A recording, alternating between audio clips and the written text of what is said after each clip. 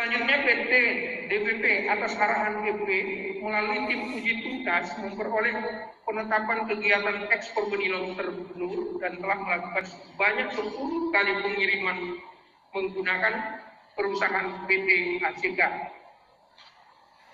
Berdasarkan data kepemilikan, pemegang PT ACK terdiri dari AMR dan ABT yang diduga merupakan nominir dari pihak EP serta YSA atas uang yang masuk ke rekening PT ACK yang diduga berasal dari beberapa perusahaan eksportir benih lobster tersebut.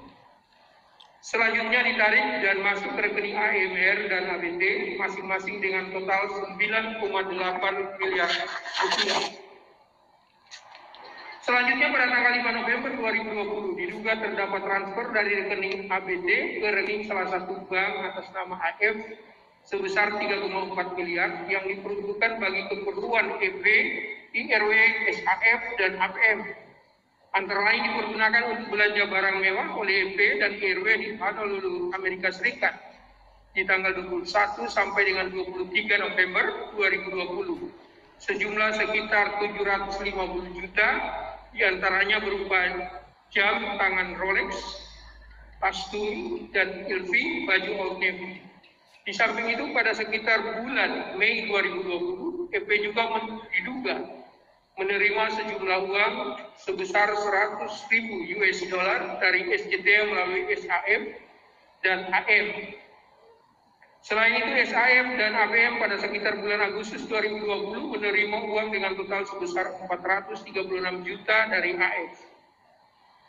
Setelah dilakukan serangkaian pemeriksaan dan sebelum batas waktu 24 jam sebagaimana diatur di dalam Kitab Undang-Undang Hukum Acara Pidana, dilanjutkan dengan gelar perkara, Komisi Pemberantasan Korupsi menyimpulkan adanya dugaan tindak pidana korupsi berupa penerimaan hadiah atau janji oleh penyelenggara negara terkait dengan perizinan tambak usaha dan atau pengelolaan perikanan atau komoditas perairan sejenis lainnya tahun 2020.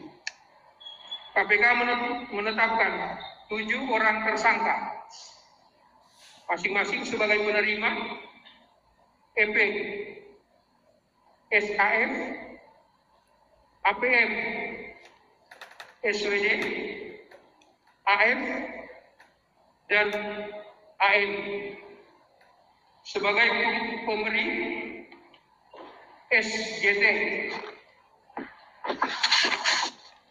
Para tersangka tersebut disangkakan sebagai penerima disangkakan melanggar pasal 12 ayat 1 huruf A atau B atau pasal 11 Undang-Undang 31 tahun 1999 sebagaimana yang telah diubah dengan Undang-Undang Nomor 20 tahun 2001 tentang pemberantasan tindak pidana korupsi untuk pasal 55 ayat 1 ke 1 KUHP untuk pasal 64 ayat 1 KUHP.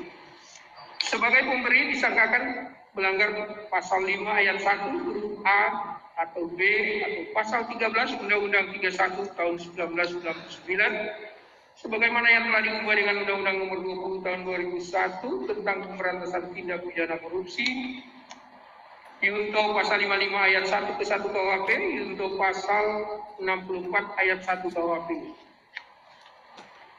Penahanan. Para tersangka saat ini dilakukan penahanan rutan selama 20 hari terhitung sejak tanggal 25 November 2020 sampai dengan 14 Desember 2020. Masing-masing bertempat di rutan KPK cabang Gedung Merah Putih.